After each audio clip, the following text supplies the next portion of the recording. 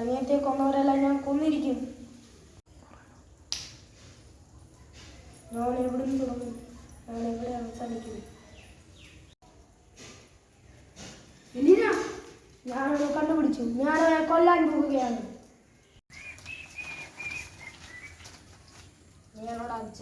അതേടാ, ഞാനടാ ജാക്കി.